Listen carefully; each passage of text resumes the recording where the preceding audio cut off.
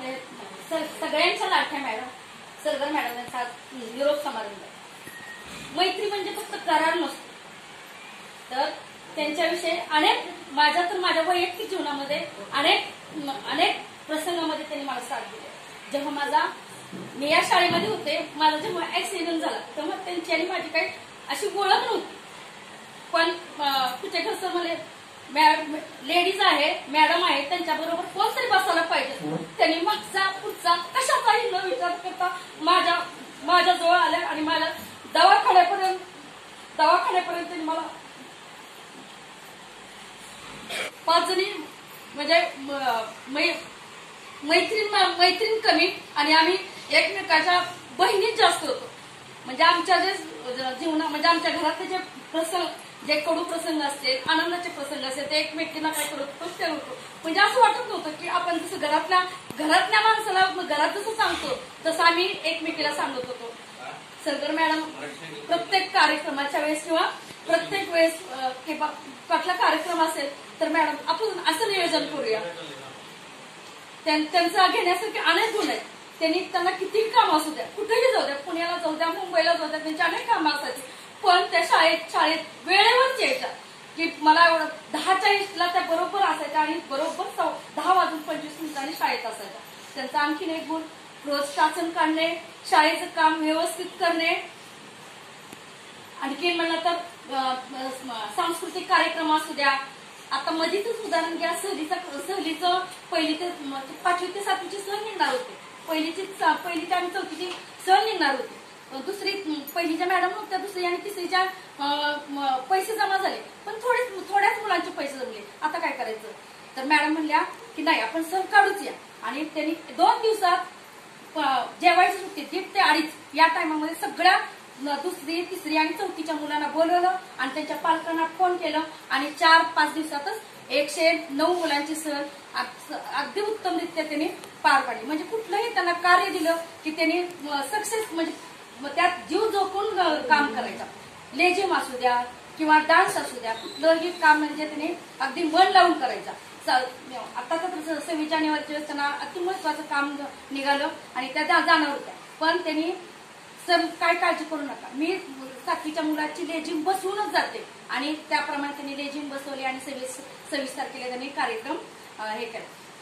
तर आणखीन म्हणलं तर त्यांचा आणखीन घेण्यासारखे अनेक गुण आहेत की म्हणजे माझ्या वर्गामध्ये कधी त्यांना ऑफ तास असेल तर त्या येऊन काय करायच्या, शिकवायच्या। त्यामुळे त्यांना आता जो 5वीचा वर्ग आहे त्या वर्गातल्या मुलांना वाटायचं की मॅडम आता आम्हाला कोण येणार, तर त्यांना वाटत होतं की आम्हाला आता पुढच्या वर्षी आम्हाला सरगर मॅडमच आहे, पण त्यांची बदली झाल्यामुळं मुलांनाही खूप वाईट वाटायले।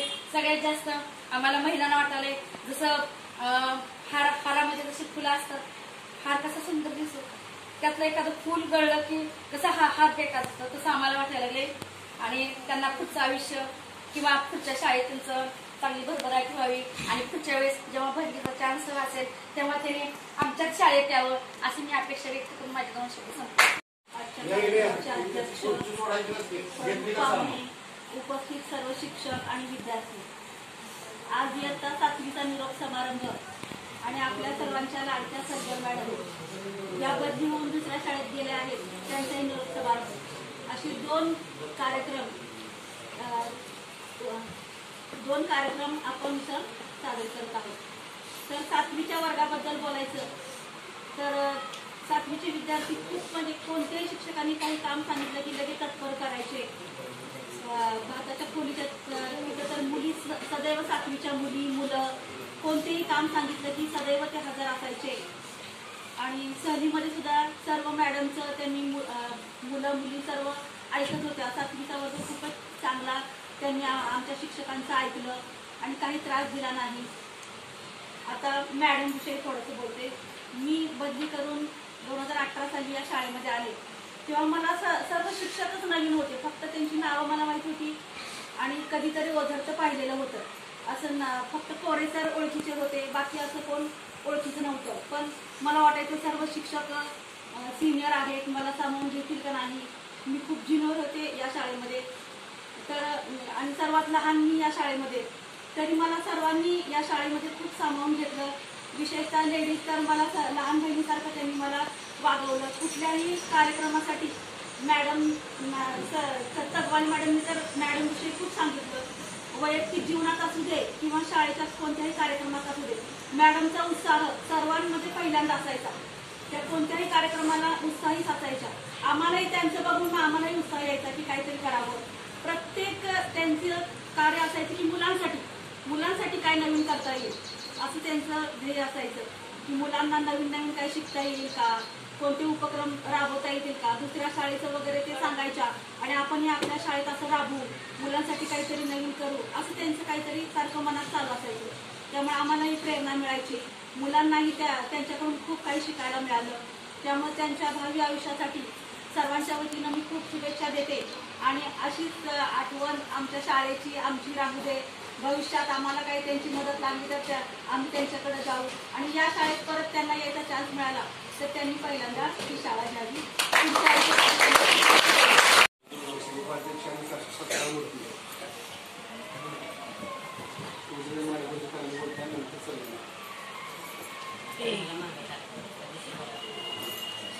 मॅडम मी म्हटलं काळ्या पण यांच्याकडे किती आणि आदरणीय पोलिसांना कुठलं आमंत्रण मिळतं आणि कशी ती वेळेवर घेतात त्याचं अजून तर मला काही गणित सुटले नाही.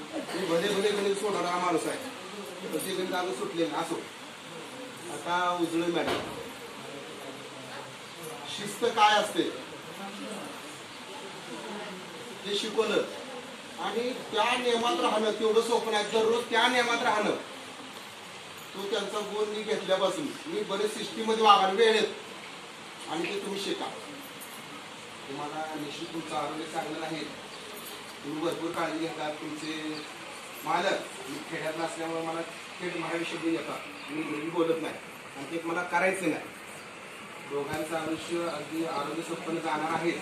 आम्हाला सारखं तुम्ही पुढं कुठलाही स्वार्थ न ठेवता मार्गदर्शन करा. कारण मी वाटते का बोललो, कारण पोलिस नेहमी स्वार्थ ठेवून मला बोलतात.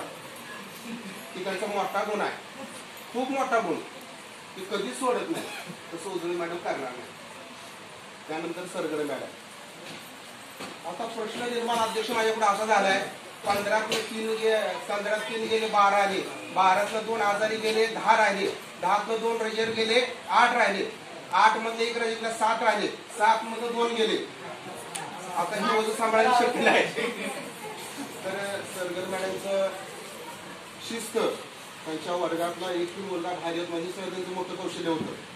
त्या जरी ऑफिसमध्ये आल्या आणि हे सगळ्यात महत्वाचं गुण आहे, काय शिकला त्याच्यापेक्षा त्यानं अनुकरण किती केलं. मार्क हा शेवटचा मुद्दा आहे. तुमच्यावर संस्कार कसे होतात, शिस्त कशी होती त्यांच्याकडून शिकावं लागतं आणि सगळं करून त्यांचे कार्यक्रम जास्त असायचे. मी विचार करायचो ह्याला वेळ एवढा मिळतोच कसा. मी विचार करायला जवळ राहतात त्यामुळे त्याला वेळ भरपूर मिळतोय. आता आमचं लय राडा उठलेला तिकडे असो, पण आता आम्ही ते स्वीकारतो, आम्ही ते घेतोय आणि जेवढं तुम्ही आम्हाला शिकवलंय तर आम्ही शाळेसाठी करू. तुम्ही सरळ चालला ठीक आहे, तरी पण जर अडचण आली तर आम्हाला मार्गदर्शन करा. शाळेत बोलवलं या, कारण काय सांगू नका. आमच्याकडे कारण खूप आहेत. शिक्षक कारण सांगायला नाही पटायत असतो, तर तसं काय तुम्ही सांगू नका. वेळेला आम्हाला मार्गदर्शन करा. आणि सरळला गेल्यानंतर जर बदली झाली, आपली शाळा मोठी आहे, मोठीच राहणार अध्यक्ष आणि उपाध्यक्ष. शाळा मोठीच आहे, मोठीच ठेवायची आहे. कोरे सरांनी पट वाढवला, त्याच्या पुढे आम्ही वाढवतोय. त्यांचा ते हातखंडा होता. त्यांच्या 8 दिवस तुम्ही 2 इंग्लिश मिडियमला जात होती. त्या माणसानं मला 4दा नेऊन त्यांना इतकं डोकं खाल्लं, शेवटी ती मुलं इथं पाठवली. आणि आम्ही तसं करू. तर तुम्हाला दोघींनाही भविष्यामध्ये तुम्हीच आम्हाला आशीर्वाद द्यायचे, तर मार्गदर्शन करावं आणि हक्काने सांगतोय. 2 शब्द बोलून माझं भाषण संपवलं. त्याच्यानंतर पोलिसांना फोन केला की शाळा कशी अतिशय चांगल्या पद्धतीने या, तुम्ही काम केले, काम करणार तर कौतुक करणार आहे ती शाळा. परवाच्या दिवशी मॅडमची बदली झाली, तुम्ही दत्ता मानेसरला फोन केला. तुमच्या जर ज्यादा वगैरे एखादे शिक्षक असेल तर तुम्हाला रुजू न करून घेता माघारी पाठवता येते का बघा मला आमचं. ते म्हणजे तसं नाही, त्यांना वरूनच रिव्ह्यू केलेला आहे. फक्त मॅडमना आम्ही म्हणजे त्यांनी फक्त प्रश्न विचारला मला दत्ता माने सर की आता तुमच्या इंग्रजीचं काय. आम्ही त्यांच्या जागी उभा राहू शकतोय पण इंग्रजीला मॅडमची आम्ही जागा कधीच घेऊ शकणार नाही. हा त्यांनी जे इंग्रजीला आमच्या 6वी 7वीच्या मुलांना मार्गदर्शन केले ते आम्हाला आयुष्यात कधीही जमणार नाही.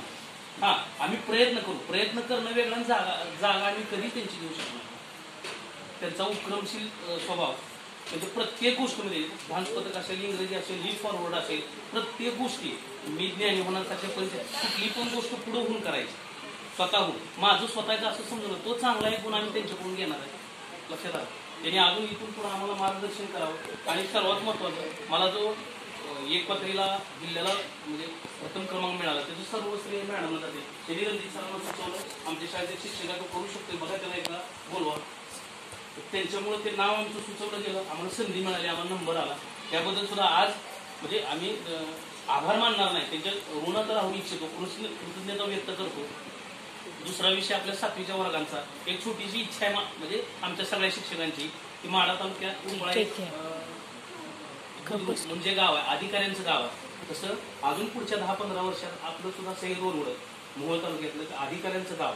तुम्ही ज्या वेळेला तुमच्या 15-20 वर्षानं 2040-2039 साली येत आहे तुमच्या गावाची यात्रा वगैरे असेल त्यावेळेला गावातल्या तलाट्यापासून ते गावातल्या कलेक्टरपर्यंत सगळे अधिकारी माझ्या सैद रोडचे असतील, सगळ्या लाल दिव्याच्या गाड्या इथं लागले असतील एवढी छोटीशी अपेक्षा मी तुमच्याकडून व्यक्त करतोय की आपल्या सुद्धा तालुक्यात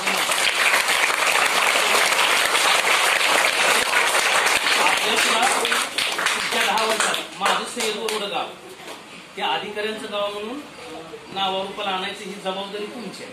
तो शब्द मी आपल्या सर्वांच्या वतीनं इथून उपस्थित स्टेजला देतोय की आम्ही इथून पुढे निश्चित प्रयत्न करू आणि अधिकाऱ्यांचं गाव किंवा सुशिक्षित लोकांचं नोकरी करणाऱ्या लोकांचं म्हणजे गाव म्हणून आमच्या गावाला सुद्धा भविष्यात आमचं गाव सुद्धा नावारूपाला येईल ही सगळ्या आपल्या सगळ्यांच्या वतीनं मी त्यांना शब्द देतो. आणि 7वीच्या विद्यार्थ्यांना तुम्ही इथून जाताना जे संस्कार जे चांगल्या गोष्टी घेऊन जाणार तुम्ही प्रत्येक ठिकाणी पुढे गेलात तर असं चांगल्या पद्धतीने वागा की आपल्या सैद रोडचं नाव आपलं होईल. लक्षात आलं. तुमच्या आई वडिलांना विश्वास वाटेल, मुलींनी सुद्धा आपल्या आईला वडिलांना विश्वास द्यायचा. कसं असतं मुलगी चांगली शिकायला लागली की वाईट भरवणारे असतात. आपल्या आईला तुम्ही या वयातली मुली या वयातली मुलं आई वडिलांचे मित्र असतात. लक्षात आलं. तुम्ही त्यांना विश्वास द्यायचा की माझ्यावर विश्वास ठेव. लक्षात आलं. आणि नेहमी मनामध्ये एखादी एक गोष्ट व्हायची मी वाईट काय केलं तर माझ्या आई वडिलांना आणि माझ्या शिक्षकाला कळलं तर काय होईल. तेवढी छोटीशी गोष्ट तुम्ही मनामध्ये ठेवा. तुमच्या एवढे 10 वर्ष प्रयत्न करा, तुमचं आयुष्य खूप सुखात जाणार. लक्षात आलं. कुठल्या वाईट संगतीला लागू नका आणि आई वडिलांमध्ये विश्वास निर्माण करा की बाबा माझ्यावर विश्वास ठेवा. मी कॉलेजला जाईन, हॉस्टेलला जाईन, कुठं पण जाईल. लक्षात आलं. 7वीच्या मुलांना पण बोलतो आणि मुलींना पण बोलतो की तुम्ही आई वडिलांमध्ये विश्वास निर्माण करा. कारण आपलं चांगलं व्हायला लागलं की आई वडिलांच्या कानात काहीतरी भरवणारी लोक भरपूर असतात, जवळचीच माणसं असतात. त्यावेळेला आईला कुठेतरी म्हणत असतो बाबा माझ्या मुलीचं काहीतरी किंवा माझ्या मुलाचं त्यांना तुम्ही तो विश्वास द्या की मी करून दाखवतो. आणि ही गोष्ट ही एखादी मी वाईट गोष्ट केली ती माझ्या आई वडिलांना कळली किंवा माझ्या शिक्षकांना कळली, माझ्या गावात ती कळलं तर कसं होईल. एवढी छोटीची गोष्ट तुमच्या आई वडिलांचे कष्ट वर्ष 2-2 वर्ष त्या माऊलीनं साडी घेतलेली नसते. आई वडिलांचे तीच कपडे ते शेतामधलं कष्ट. ज्यावेळेस तुम्हाला काय असं वाईट वागा वाटेल त्यावेळी ह्याचा आई वडिलांच्या गोष्टी आई वडिलांचे चेहरे आई वडिलांचे कष्ट डोळ्यासमोर आणा आणि त्या पद्धतीनं तुम्ही कार्य करा. परत एकदा मला बोलण्याची तुम्ही संधी दिली त्याबद्दल मी सगळ्यांचे पारवे व व्हाईस उपाध्यक्ष आदरणीय विद्याताई व माजी मुख्याध्यापक परिसर आपल्या शाळेचे विद्यापन मुख्याध्यापक आदरणीय परिसर सत्कारमूर्ती सलगर मॅडम आणि सर्व विद्यार्थ्यांचा निरोप. अशा कार्यक्रमाचं स्वरूप या कार्यक्रमाच्या स्वरूपामध्ये विद्यार्थ्यांना पुढं आता तुम्ही इथून 6वी 7वीला 8वीला जाणार इथून पुढं तुमच्या कार्याला तुम्हाला लाख शुभेच्छा. इथून पुढचं कार्य अतिशय चांगल्या प्रमाणात जोमानं तुम्ही करायचं त्यासाठी तुम्हाला शुभेच्छा. आणि मॅडम बद्दल सर्वांनी सांगितलं आदरणीय तगवाले मॅडम या तर एवढ्या भावपर्शी हृदयस्पर्शी झाल्या की ज्या वेळेला ऍक्सिडेंट झाला होता नजीक पिंपरीजवळ त्यावेळेला सलगर मॅडम अचानक यायला लागल्या होत्या. त्यांनी सर्वांना असं मदत केली. मदतीचा हात असं त्या पुढं आहे. मदत किती करावी यांच्याकडून शिकायचं. हे धडपड उपक्रमशील आणि वक्तशीरपणा यांच्याकडे भरपूर आहे. शॉर्ट बट स्वीट नुसते आपल्याला 7वीच्या विद्यार्थ्यांना नुसतं सांगितलं की तुम्ही असं करा, अशा पद्धतीने उपक्रम घ्यायचा. गेल्या वर्षी पाहिलं तर सर्व मुलं न गोंधळ करता हे उपक्रम सिद्ध करायचे. आम्हाला तशी ती कृती आता एखाद्या शिक्षिका तर त्याला ते सांगायचं नाही, पण त्यांचं सगळं 26 जानेवारी 15 ऑगस्टला असू कुठलंही कार्य किंवा कुठलंही काम शॉर्ट बट स्वीट थोडक्यात सांगितलं की त्याचं मोठं स्वरूप केले मुलं करायची. त्यांच्याकडे अशी एवढी कला अशी होती की कला इतर शिक्षकाकडे असे येणं गरजेचं आहे. अशी कला त्यांच्याकडे कुठल्याही विद्यार्थ्याला तास चालू केला की 70 मुलं असू द्या. आता माझ्या वर्गात आहे 5 ते 7 दुसरीच्या वर्गात आहे त्यांचा वर्ग एकत्र. पण काय आता दुसऱ्या वर्गात गेलं थोडा गोंधळ असेल त्यांनी तास घेताना त्याने जे एक पॅराग्राफ घेतला किंवा विषय शिकवायला की त्या पद्धतीचं ते 40 मिनिटं त्यांचं लेक्चर बरोबर व्हायचं. अशा ह्या मॅडम त्या सारोळ्या त्यांची तिथं बदली झाली. विषय शिक्षकामुळे त्यांची तिथं बदली झाली. त्या पुन्हा आपल्याला भेटतील येतील. त्यांच्या पुढील कार्यास सदिच्छा आणि पुढील कार्य असंच कर्तव्यदक्ष आणि उपक्रमशील जावं ईश्वर चरणी प्रार्थना करतो.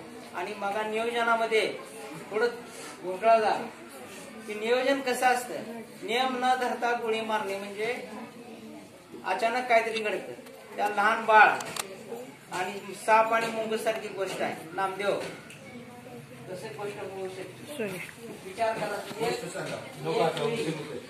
आता त्यांना जायचं एक पिढी. आता शिक्षक आता डॉक्टरचं उदाहरण घेतं. डॉक्टर जर चुकीचं वागला तर पेशंट दगावतो. एक इंजिनियर चुकीचं वागला तर बिल्डिंग खाली येते. तर एक शिक्षक असं थोडा चुकीचं वागला तर त्याचं आयुष्य बरबाद होत. जास्त वेळ बोलायला भरपूर आहे. नियोजनामध्ये माझं नाव नव्हतं. माझ्याकडे आभार प्रश्न त्यांना जायचं स्क्वॉड म्हणून त्यांना नेमलंय. आता त्यांच्याकडे ती चालत असेल कधी म्हणजे शासकीय परीक्षा 10वीचे स्क्वॉड म्हणून नेमलंय आणि मला बोलण्याची संधी दिली. त्याबद्दल सर्वांचे आभार मानून माझे 2 शब्द. आणि त्याला वाटतं मार्च महिन्यात पदोन्नती होती. अजून मी गाव मागायचं होतं. माझ्या मनात सय्यद वरवडी नव्हतं. मला मी जवळच घेणार होतो गाव. मला कुठले गाव पण मला शेत बाबळगाव. पण माझ्या आधी नामदेव कुचेकरण सुधाकर खानदार उठले सय्यद वरवडीमध्ये. मग आता ते आज शिक्षणाधिकारी वाटले हेच कोरेपूरचे आहेत का म्हणून त्यांनी कोरेपूर नाहीला बसलो. पण इथं बघितलं त्यावेळेस मला वाटलं आता नामदेव कुचेकर पेटे सारखे आहेत म्हटल्यानंतर मला सांभाळून घेतील का नाही असं वाटत होतं. कारण नेते खानदारे पण नेता पेटे नेते अनगरचे जावं म्हणल्यानंतर कसं व्हायचं आपलं. म्हणलं तर आपलं गाव आहे काय होईल तुम्ही त्या पद्धतीचं हजर ना. पण शाळा ही नुसते एका ह्याच्यावर चालत नाही. जरी तंबू एक खांब असला तर त्याला वाढण्या भरपूर असतात. तसं शाळा हे चालतं ते माझ्यावर चालतं असं नाही. शाळेतले सर्व शिक्षक असेल तरच शाळा व्यवस्थित चालतात. तसं महिलांचं असेल की आमच्या 5 भगिनी सगळ्यात धाकट्याच आहेत. म्हणजे सगळ्यात ताईच आहेत. धाकटा कोण नाही माझी.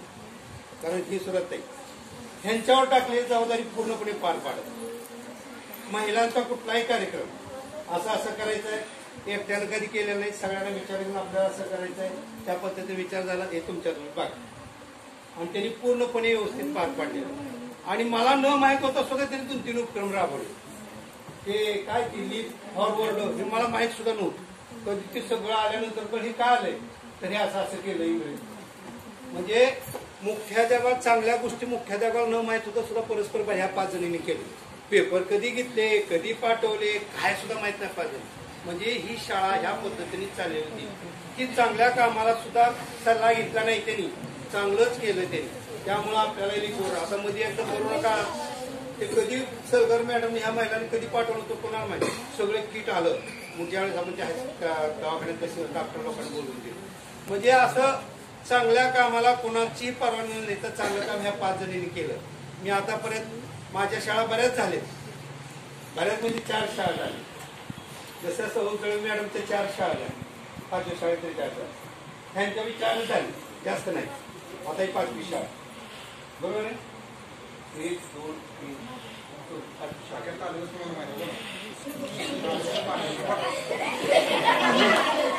म्हणणार सलगर मॅडम कधी माहिती झालं इथं आल्यानंतर सलगर मॅडम म्हणतो नाहीतर मी यांना वायकळे मॅडम म्हणतो. सगळं मी आल्यानंतर माझ्या तोंडात नाही तर वायकळे मॅडम. मी आल्यानंतर पहिले 2-3 महिने यांच्या माझ्या नाव वायकळे मॅडम म्हणून सगळं मॅडम हे नंतर गजलीत घेऊन घालू.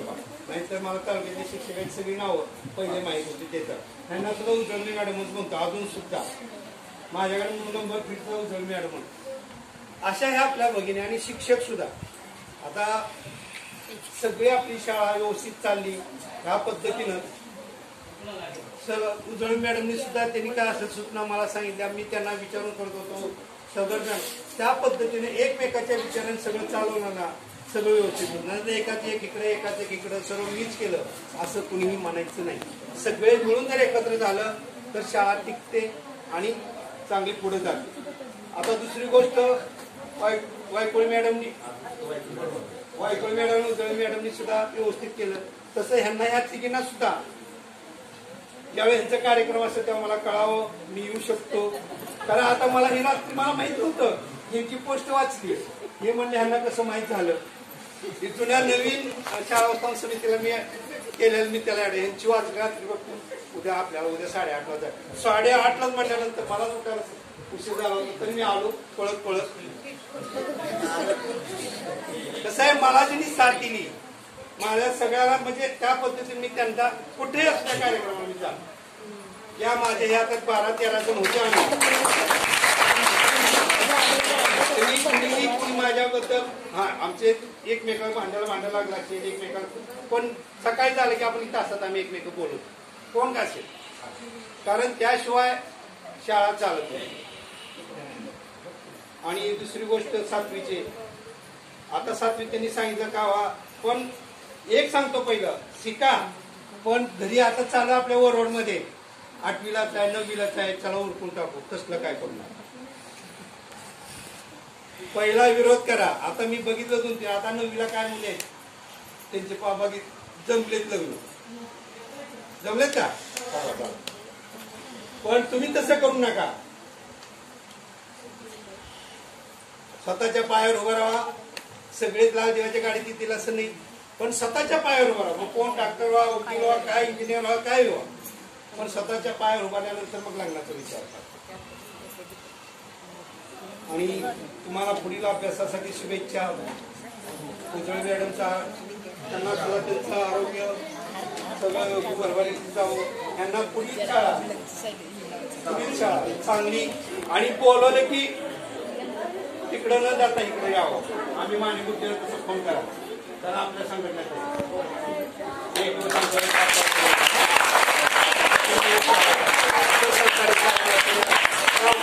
सहकार्य आहेत बरं का. ओके मला बोलले संधी दिली. परत एकदा सांगतो सगळ्यांनी मिळून केलं तरच काम होतं. मी एकट्यानं केलं असं होत नाही.